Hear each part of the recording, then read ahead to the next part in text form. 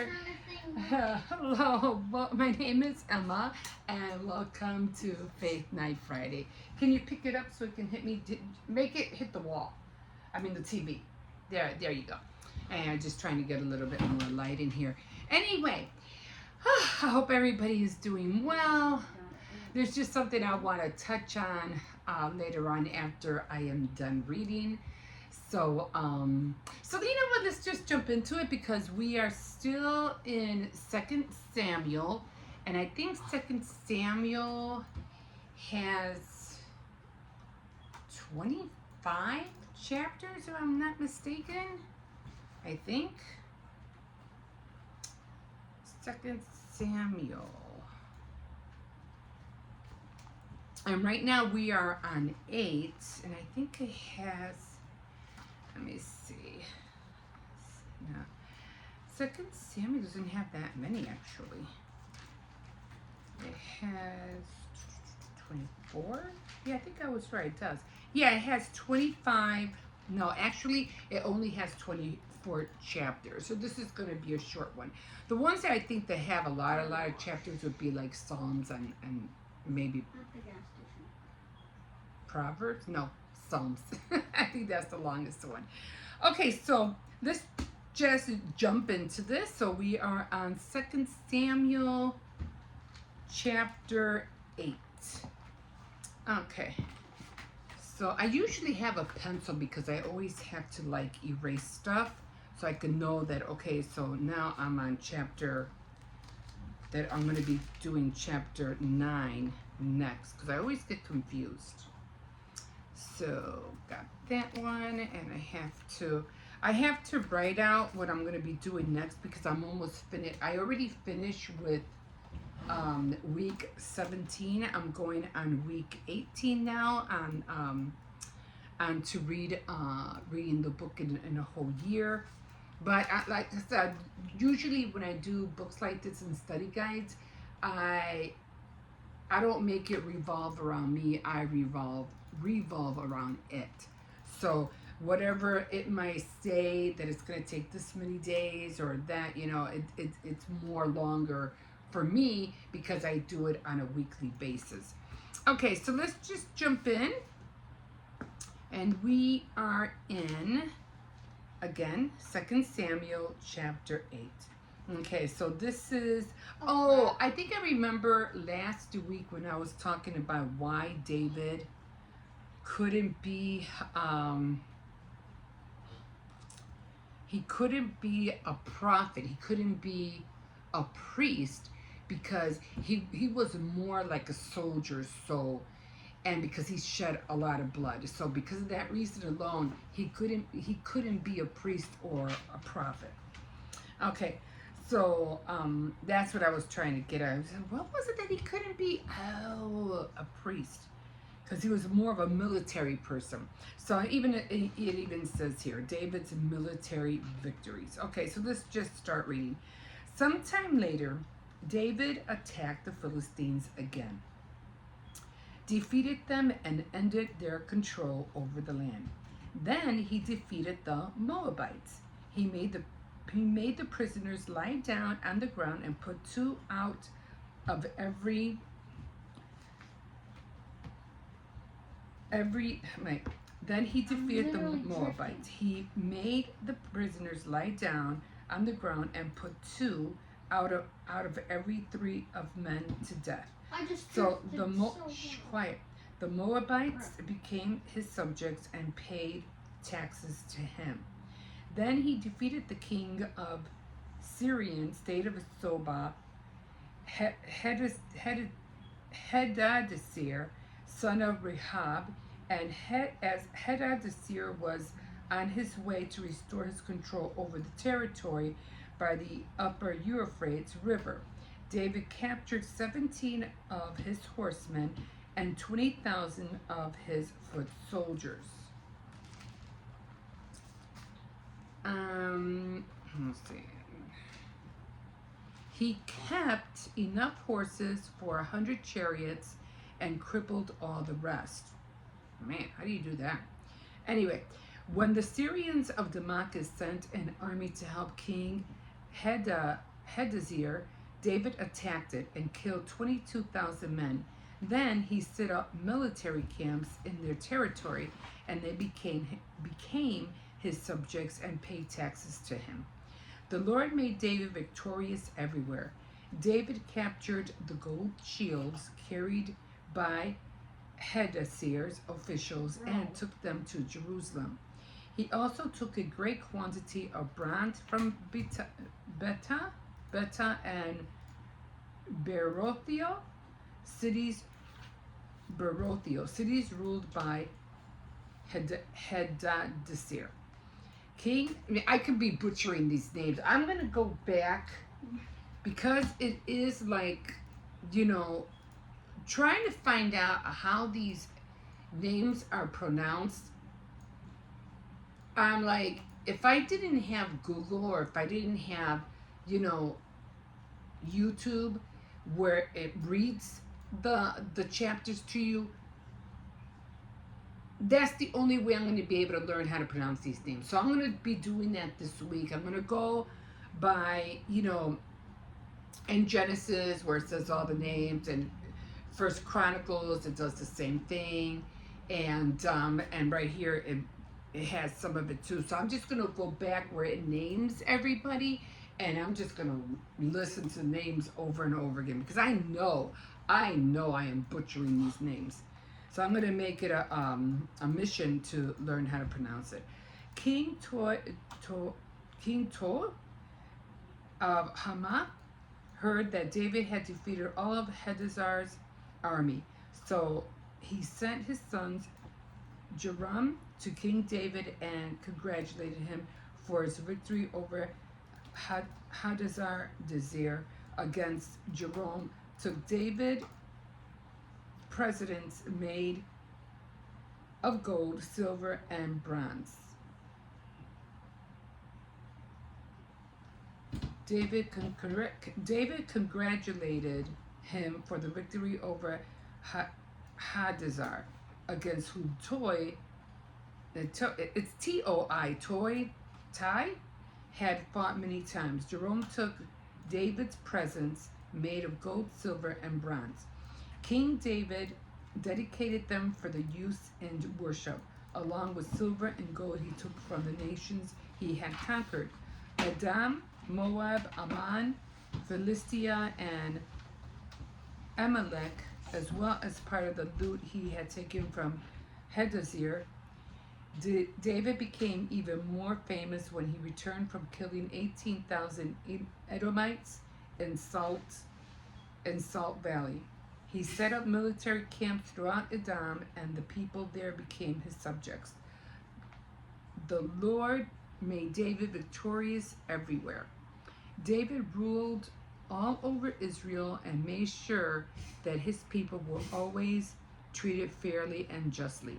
Joab, whose mother was Seruiah, was the commander of the army.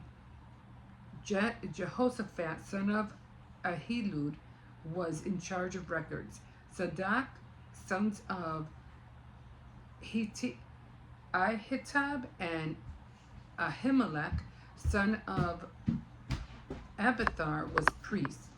Sariah was the court secretary. Benaniah, son of Joiada, was in charge of David's bodyguards, and David's sons were priests. And that's something that he couldn't be a priest, but all of his sons were. So that's interesting. That must have been the safest way out and not be a soldier. And safest way not to get killed. At least that's what I'm thinking. Better to be a priest than a soldier. You're a goner. You is a goner if you were a soldier. Okay, so we're going to be 2 Samuel 8. And I'm still going to do 2 Samuel here. And 8 is going to go 9, 10, 11, and 12. I'm not sure how. I had to look at the book. But let's just jump into this, okay? So what do you want? Can I help you? Can I help you? Okay. So well, you're going to have to wait. I'm busy. Second, David's name is found 21 times in chapter 8. God magnified David's name because David did the will of God. Exalt yourself and God will humble you, but humble yourself and God will exalt you. Okay. God gave David victory, and David used each victory to serve the Lord. David knew that he would not build the temple, but he risked his life to gather the wealth Solomon would need to do the job. If God gives your dreams to somebody else, help him or fulfill it. David recovered his territory and gained new territory. A good example for us to follow in our spiritual walk and warfare. I want to read that first part again. David's name is found 21 times in chapter 8. God magnified David's name because David did the will of God. Exalt yourself and God will humble you, but humble yourself and God will exalt you. I guess when you think, like you think you're so high and mighty, God will find a way to humble you. He'll find, you're not all that. Bring it down. You're gonna have to bring it down a notch. You're not all that. But when you humble yourself, then God will say, He is all that. Look, what are you doing? What are you doing? Let's not do that. But you know what I mean. Okay, so we're done with that. And yeah, I have to rewrite all this all over again. No, for the 17th, the 18th week. I think it's the 18th week. Anyway, I wanted to touch on something that made me. It might not seem funny, but to me, at the time when I thought about it, it was funny.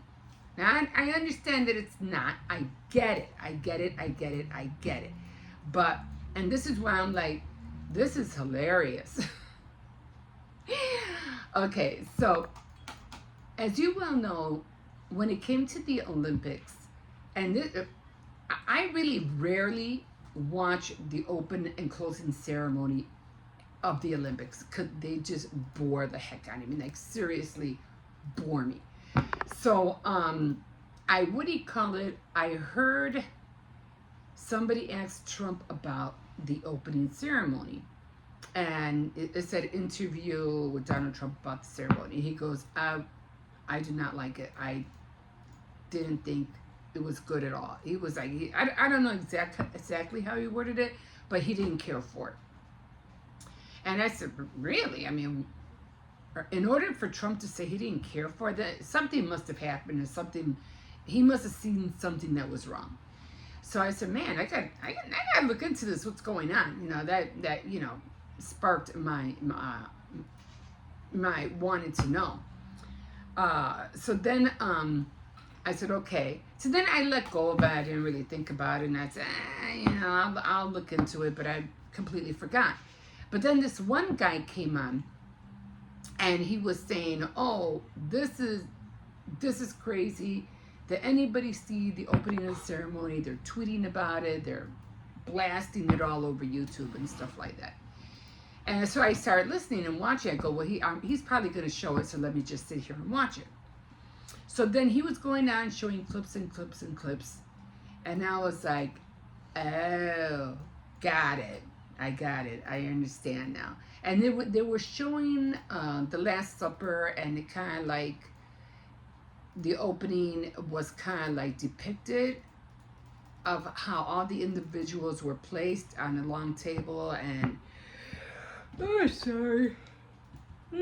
and it just kind of like collided that it looked like the Last Supper. So they kind of like made it seem like it was the Last Supper, and they thought it was very like totally disrespectful, to the Christians' religion. So I was like, oh, I get it. I see it. I understand. I understand what the big hoopla is about. But I remember watching this one movie, and I don't know if you. I'm pretty sure you've seen it, or maybe not. I don't know. But anyway, what is her name? Kate Blanchett was playing Queen Elizabeth, and she she was in a movie called The Golden Age, and she was playing Queen Elizabeth. Well, she did a very good job the first and second time. One, she did Queen Elizabeth, the first one. Then she did The Golden Age, Queen Elizabeth again, and I think it was Kate Blanchett. Anyway, so there was this one part where they were looking for a prince for her to marry, and they ended up finding the brother of Mary of Scots. So he came over, and he dealt with her, talking to her and stuff like that, but then he disappeared. And then she went to go look for him in, it's a castle, in one of his chambers, or wherever he was that he was staying. Anyway, she went over there to look for him and stuff like that, and she did find him, so she's there with everybody behind her handmaids, everybody.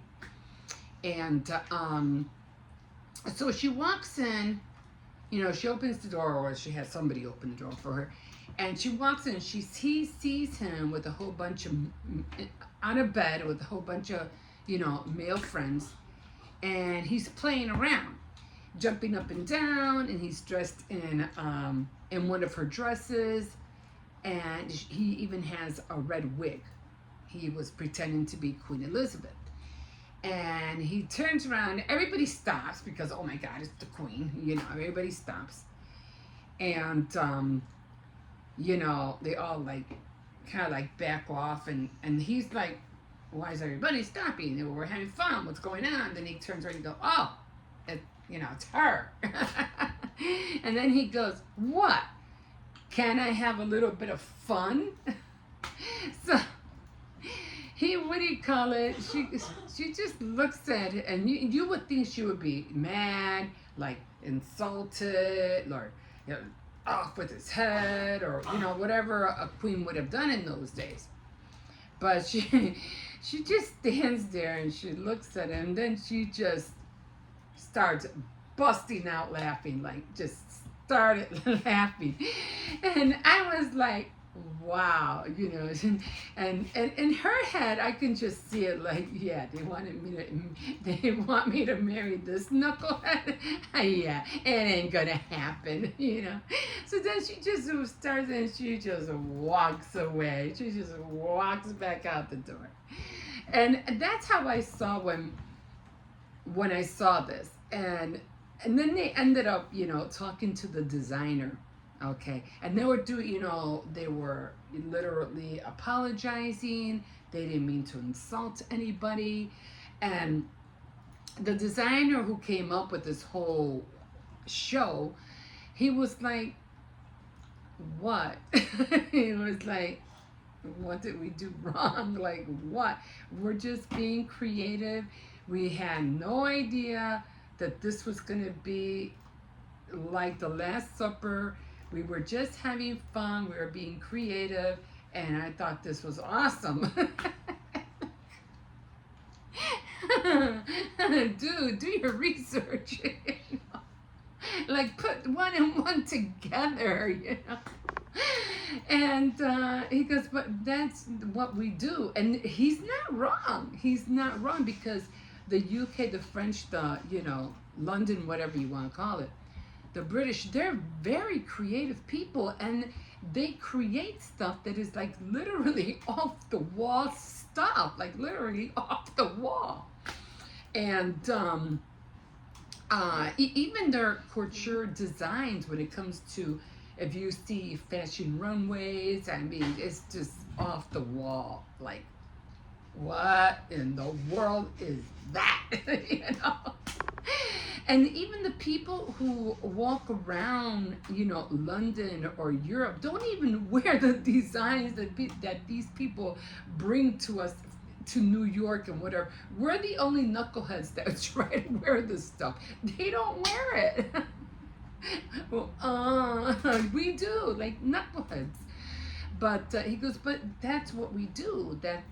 I was just being creative, and I thought this looked good with this, and I thought it was awesome. He never really apologized. He was like, I thought it was great. I was like, oh my God. I just started busting out laughing when I heard him say that. Because he's right. Even when it comes to caricatures, it's a thing that also came from Europe, and you make a painting with, of people's faces, and they look like, like a cartoon. They didn't come from here. We didn't invent it. Oh my God. In other words, if you are a follower of Christ and you know who you carry in your heart, you know what I mean? You would not let something like this offend you or insult you. You like me, I'm like, they're knuckleheads. They're just knuckleheads. Again, think about what you're doing before you put it out there. And I heard that the closing ceremony was more of the same, more satanic, or I haven't even seen that. But I'm just saying it. You can't take something like that to heart, because realistically, you guys haven't seen anything yet. This is just the beginning. I'm not gonna take it to heart. If you were a true believer of Christ, you wouldn't. Yeah, they did something. Yeah, but again, you have to understand who they are. Like somebody did mention, they were probably totally offended other religions, like that, and they will make a big hoopla out of it. We're kind of like, the Christians are kind of like laid back. We know who we serve, or Christians. I know who I serve. I'm not gonna let something like that make me feel bad. Yeah, of course, yes, it was it had to be. I'm not saying, well, I don't know. I'm not trying to speak for everybody. Was it distasteful?